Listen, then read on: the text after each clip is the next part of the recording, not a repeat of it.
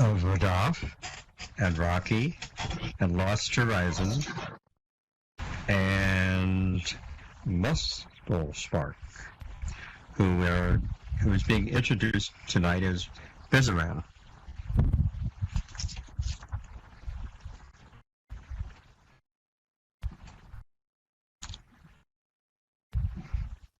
Okay, for a recap. Okay, I'm going to check and see if we're all on the same page. Tonight's reading will run from 156 of the PDF to 162. It'll include a slight recap from last week.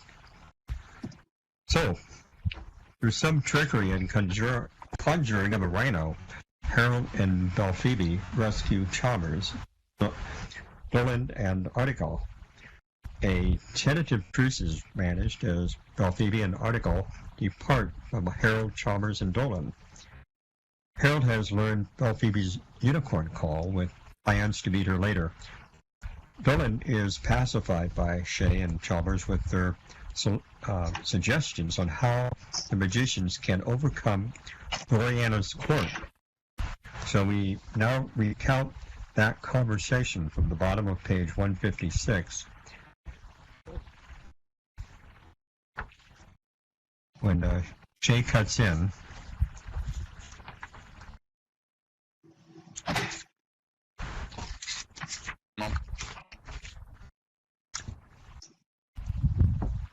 Harold?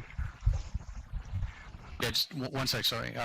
Family. Trying to get everybody to be quiet. Just a moment.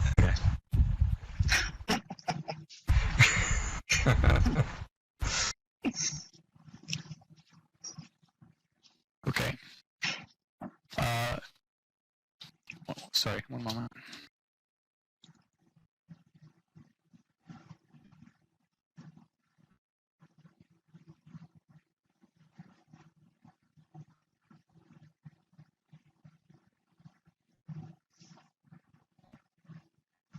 You've been trying to break down Queen Gloriana's government and set up a council of magic to rule in his place, haven't you? Nobody had told him that, but it seemed a reasonable guess. Aye, that we have, but the others worked singly without any such leaders to guide them as myself. But even you, Master, you're only one, and can't be everywhere at once. As it stands, your chapter is a professional skill. It keeps you from cutting each other's throat by competition, but that's all. You won't get anywhere just bobbing off an occasional night. We can show you how to make a real organization out of it, with all the parts working together as smoothly as the fairy knights work together. The beauty of such an organization is that when it gets such a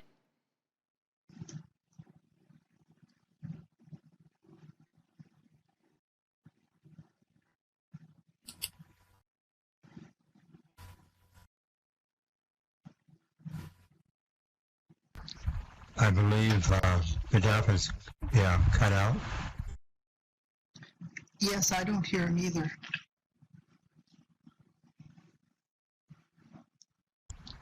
He still has Dot. Okay, hey guys, test. Yes, you're back. I hear you now. Okay, weird. I hit the speaker button and it brought me back. I don't know what's going on. Where did I cut it out? Somewhere around we can show you. How. The video how to make. You won't get anywhere just bopping off an occasional night. We can show you how to make a real organization out of it, with all the parts working together as smoothly as the fairy knights work together. The beauty of such an organization is that when it gets such a man of genius as yourself to guide it, everyone in the organization becomes a kind of extension of the leader's personality. It's just as though your chapter were made into 21 Dolans. Gloriana's government could never stand against that. Ho! Now this proves once more that I am, as some are good enough to say, the great Dolan, and practically infallible in my judgment of men. I knew from the beginning that your minds held some noble and worthy plan for the advancement of the chapter and the cause of magic. But I was forced to test you, to bring it out. So we are friends again, and I'll seal the bond by bringing forth your beasts and belongings. He wheeled his own horse behind a tree. He worked a spell that sent a pillar of smoke towering through the branches to catch the last rays of the sun. From beneath it, Adolphus and Gustavus trotted out to stand in the twilight beside their masters, the former with Shay's épée at the saddle. Dolan came back, grinning as though at some private joke. I shall present you to the chapter as specialists in strange beasts. That monster you rode to our rescue was as fearsome a hobgoblin as ever I saw, friend Harold. You see, I have the custom, not common among great men, of being affable to my juniors. It was growing very dark under the trees, and the horses began to stumble on the ruinous road. Another hour of riding brought them to an opening. Midway along it, and fairly close to the road, a thatched hut stood in the inadequate moonlight. One window was lighted. The castle of Busy Rain.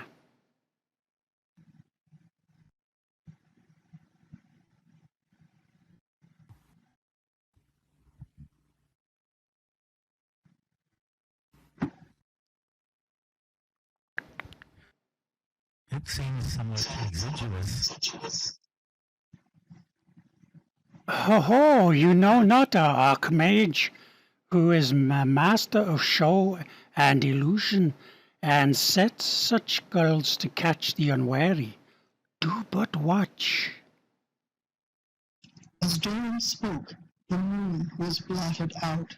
Shay heard a flutter of wings. Something brushed past his face. There was a sensation of insect-like crawling on his left hand that made him snatch it from the bridle. A long, low, ululating shriek rose out of the dark. The horse quivered uncertainly beneath him. Its hoofs clacked on stone in the velvet black. Down at stirrup level, a face appeared. It had huge, drooping ears and ragged teeth fixed in a permanent grin above the pendulous lower lip. There was no source of light for it to be seen by, nothing but that face floating by itself. The master makes you welcome and bids you dismount, Mouthed the face indistinctly. A claw-like hand reached up to help Shay from his mount. Though by now well inured to shocks, he could not help a shiver at the clammy, cold touch. Dolan chuckled behind him. He shook off the horrors and followed the guidance of the corpse-like fingers down a corridor of utter dark. Something rustled, and he caught the sickening odor of a cockatrice. A door closed. He was standing in a big room, blinking in a flood of light, with two others beside him. An elderly man wearing a palmer's robe like Chalmers came forward to greet them. He smiled graciously. Welcome, good Dolan. To what fortunate chance owe we your presence here before the meeting? To the same chance that brings me here with these two stout fellows, whom I rescued but today from Artegal's cursed clutches. This version was a trifle startling, but Shay had the sense to lay low as Dolan described his thrilling rescue of Shay and Chalmers. He went on. Most noble Archimage, a plan has occurred to me. As you know, people are good enough to say that I have a talent for plans accounting almost to genius. Surely, noble Archimage, you are a sib to the fact that you are but one and cannot be all places at once. As it stands, you head the chapter well, but it is a professional guild. It prevents our cutting each other's throats by competition, but no more. What we need is an organization that will work together as the fairy knights work together. It would be as though our mastership were composed of 21 busy reins. Gloriana's government would have ill hap against it, eh? By the favour of fortune, I fell in with these two, desirous of admission to the chapter. With that skill at judging character, for which I am well known, I saw that they were experts in exactly the form of organization we need. I present you, therefore, Reed de Chalmers, magician, and Harold de Shea, apprentice, as worthy members of our society. In magic, their art is the conjuration of singular and unheard of beasts. The blatant one himself has fled before their spells. Enchanted, magical sirs. Your application shall receive the most earnest attention. We presume, good Dolan, you have heard the sad news? That I have not. Poor Melvigan is slain, spitted with an arrow by that she-devil, Belphebe. The cursed vile tripping wench. Dolan turned to Shay and Chalmers. Magical sirs, I ask you, is this not a hard thing? Here's a man who spent a lifetime in the study and practice of magic, Malvigan, made himself a great specialist in erotic dreams, excelling even the great Dolan in that one art. Now he's stuffed out in a second like a wild boar. And for why? Because his attainments violate what those at the court choose to call morality. Shay woke from a dream of being shrunk to a statue of 1 inch and swallowed by a snake. His clothes lay over a chair. They had evidently been given a magical laundering and mending, since they looked as good as new in contrast to their worn and dirty state of the previous evening. Chalmers came in. His clothes were also clean, and he looked younger than Shay remembered having seen him. I found Florimel. Shh! For Pete's sake, not so loud. Tell me about it. She was walking on the battlements. Really, this place is quite large when seen by daylight. Busy Rain was most affable. It appears he intends to use her for the object, perfectly legitimate from his point of view, of causing dissension.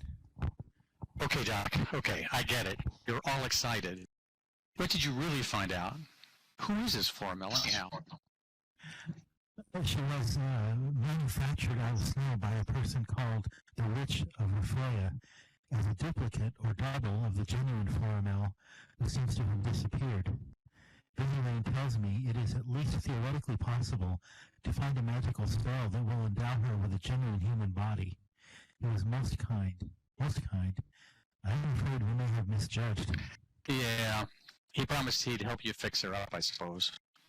Chalmers was suddenly dignified. As a matter of fact, he did. But I cannot see how this affects... Oh my God! Next thing you'll be selling out to the magicians like Gloriana's crowd. Go chase themselves. As long as you can make this snow girl.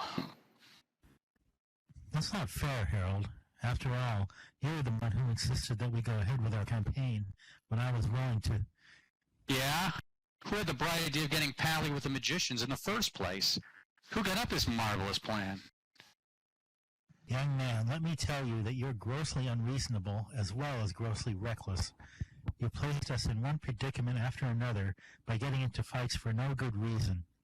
You forced my hand by making me use spells before I've tried them out. Now, when I wish to embark on a really important scientific experiment... I suppose it never occurred to you that Busy Rain might be trying to suck you in to work for him by means of this girl. He controls her, and Shh, you needn't shout. I'm not shouting! A knock on the door made them both go silent. Come in. Busy Rain stood on the threshold, rubbing his hands. More old magicians.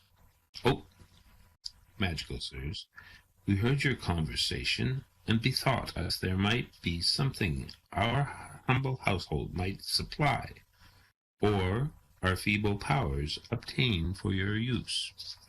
Chalmers made a good recovery.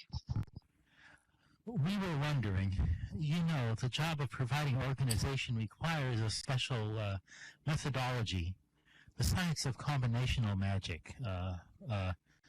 What we mean is, could we have the loan of some laboratory facilities?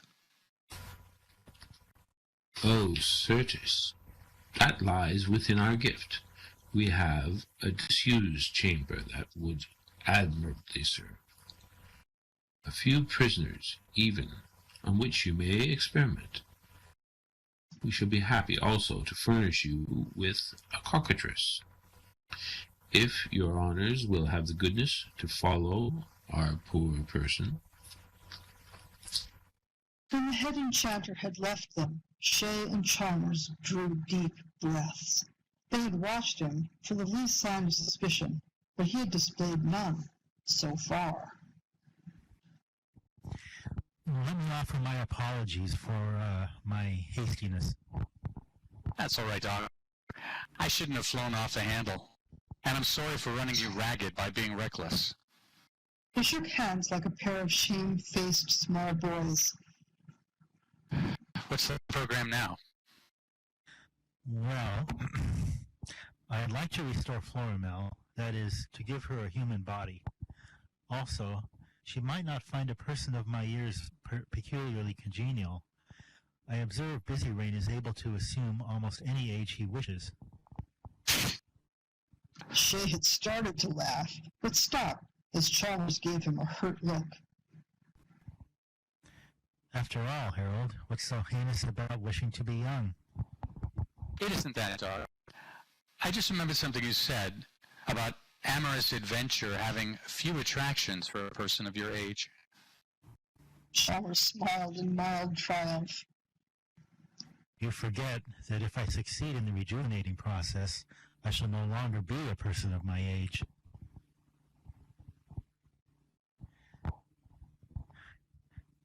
Good gracious, that's the second time you've wandered off the incantation. Whatever is on your mind, Harold? Shay stared absently at the big steel cage filling half the laboratory. Into it, with the aid of a pot containing a small fire, they were trying to conjure a dragon. One dragon. Nothing much. Except I'm wondering about this flock of boogeymen that's due to show up for the meeting tomorrow. It was only half the truth. Shay had not given up his idea of a grand assault on the place and the capture of all the enchanters at once. The previous evening, without telling Chalmers, he had been out to look over the ground. At the precise point where the gate began to fade from view, with rocks and trees on the other side of the building showing through it, he stopped and took careful bearings on the nearby landmarks. He chuckled internally over the thought that these invisible castles wouldn't be practical if the people of Fairy knew a little elementary surveying. Then he wedged the gate open with a small stone and slipped off among the trees. There, he cautiously whistled the tune Belphoebe had taught him. No result.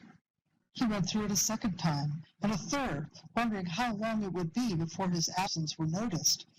He was just about to give up, when he saw a unicorn, apparently the same one Belphoebe had ridden, peering from behind a tree. It sniffed suspiciously, becoming forward to mouth one of the maple sugar lumps. Shay wrote, Dearest Belphoebe, we are at Busy Rain's castle. It lies about 2 hours' ride along the road from the place where we got away from the Dodurga. Looks like a hut till you turn the road east and follow a track till you get to a big oak tree, the biggest in the neighborhood, in line with a hill that has a round top. Then you can see the castle. Did you arrange to be in the neighborhood in about 48 hours. I'll call the unicorn at that time, and if you're riding it, we'll see you. Be careful about the magicians, will you? H.S. He impaled the note on the unicorn's horn and shooed the animal away. Now, he thought, if I make a break from the castle, I'll have a guide. If I don't, at least I'll see her again. That was last night. During the morning, he was more and more nervous and preoccupied, and now, for the second time, he had wandered from the incantation he and Chalmers were trying to work.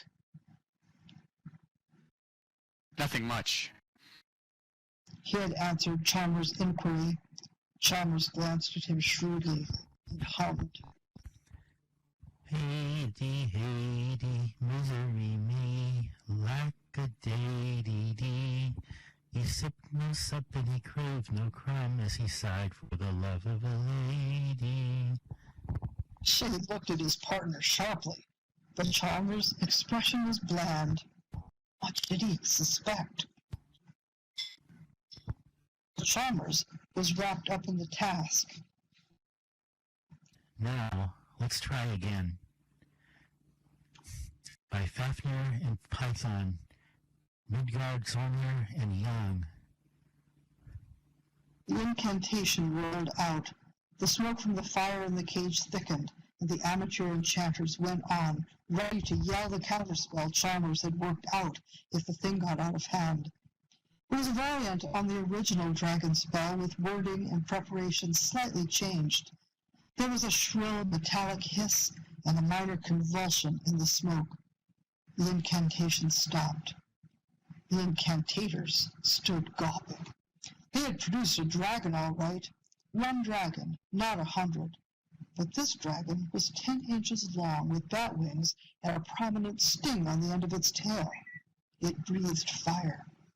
The bars of the cage had been made strong enough to hold a dragon of conventional size, but this little hornet fluttered up to them, squeezed through, and flew straight at the experimenters. Yow! Yelled Shay as a blast of flame from its jaws singed the hair off the back of his hand. Ah!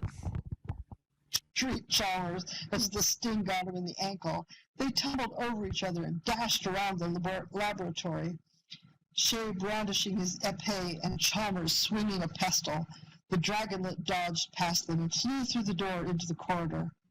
There was a rustle and a heavy clank. Shay went down the corridor. He came back with his face a trifle white. The cockatrice looked at it. He said, and held out a perfect stone dragon, 10 inches long. Put it down. Chalmers hobbled around, looking for something to put on his stung ankle. Damnation, Harold, if there were only some way to control these things quantitatively. Thought that was it. What went wrong to give us that animated blowtorch? I don't know. The only certitude is that we got our decimal point off again. We got .0001 dragon instead of 100 dragons. I confess, the solution eludes me. The calculus of classes contains no aspect of quantitative accuracy. The rest of the day gave them a seahorse 3 feet long, and after some effort, a cask to put it in, 6 stuffed owls with blue glass eyes, and finally a large and amiable tomcat with 9 tails. The last experiment found a moon looking in the castle window, so they gave up and went to bed. Chalmers murmured sadly that if he had tried to give Florimel a human body in the present state of his knowledge, he'd probably make her into a set of lovely but embarrassing Siamese triplets. There were noises during the night. Neither slept well till toward morning. When they rose, something was tapping at their door. And we will stop for this week. Thank you so much, everyone. Great reading. Yes. You didn't hear us all laughing because we were off mic, but this is really funny. You did an excellent job, you guys. So, Laura, I guess it's your turn to call up your cast for Rattle OK.